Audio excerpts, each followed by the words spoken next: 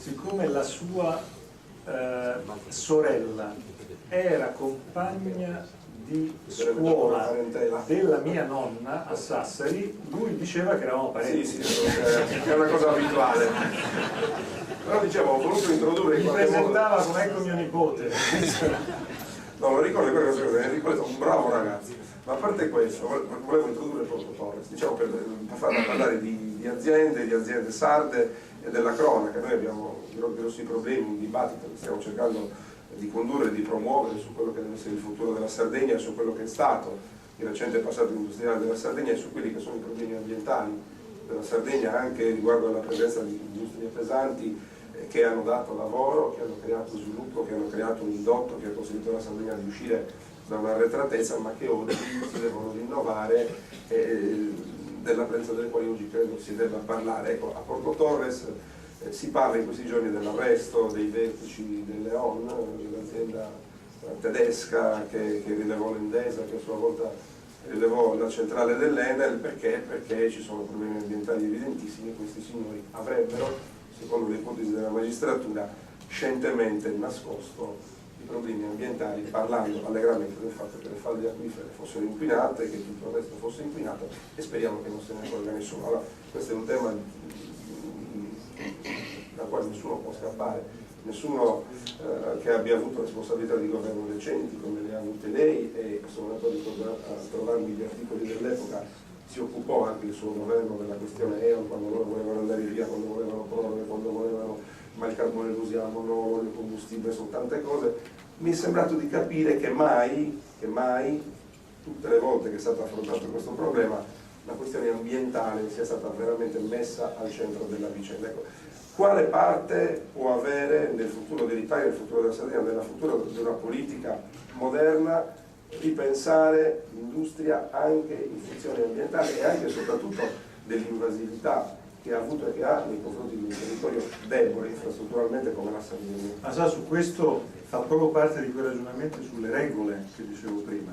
Quale sarà il futuro dei nostri territori, del nostro paese, della nostra Europa? Un futuro nel quale pensiamo che le regole debbano essere regole per le quali la difesa dell'ambiente è un elemento essenziale, oppure, come spesso è capitato in Italia, questo è un tema secondario? Io, quando parliamo di Europa, faccio sempre questo ragionamento a difesa dell'Europa. Io sono profondamente europeista. Mi fa rabbia l'Europa quando l'Europa ha tanti peccati di omissione, come è stato sulla questione migranti, ma io mi chiedo, c'è stata una legge di tutela ambientale del nostro paese che non sia stata successiva a una normativa europea?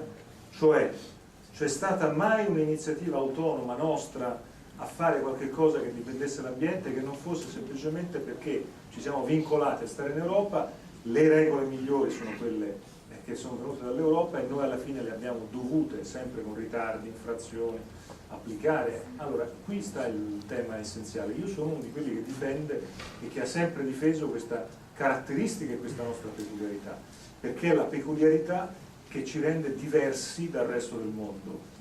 Faccio un esempio che può sembrare forzato. Il suo programma di governo né a destra né a sinistra, quello della riconversione anche nelle funzioni ambientali, però attenzione, industriali. Questo è vero, però è anche vero questo, che noi e i tedeschi, noi e la Germania, siamo i due paesi che hanno fatto maggiore incentivazione sulle rinnovabili e quindi sull'energia pulita in tutta Europa. Questa incentivazione è costosa, perché costa questa incentivazione, però è stata oggettivamente una scelta che in Italia si è fatta in questi tempi, e io ritengo che costi, ma sia una bandiera. Perché? Ma perché se uno va in Cina e va nella capitale della Cina, può passare un mese nella capitale della Cina e non vede mai il sole, ma non vede mai il sole non perché c'è la nebbia, perché c'è Milano, perché piove, ma semplicemente quando c'è stato il vertice dei paesi del Pacifico e sono andati tutti i leader dei paesi del Pacifico a Pechino, hanno dovuto fare un'ordinanza, perché poi dopo lì, e non so se il presidente Pigliura vorrebbe avere quei poteri che hanno lì, ma lì ha fatto un'ordinanza e hanno in un giorno chiuso per una settimana tutte le industrie, tutte le emissioni, e la settimana dopo hanno visto un pallido sole con una settimana di... Quindi il tema di fondo è che in particolare la Sardegna, ovviamente, io penso che questo sia una delle questioni che hanno a che vedere col tipo di missione che la Sardegna ha in termini di attrattività nel mondo, quindi io non ho dubbi su questo punto, ne parlo nel libro, credo che dobbiamo svilupparlo sicuramente. Senta, lei ha una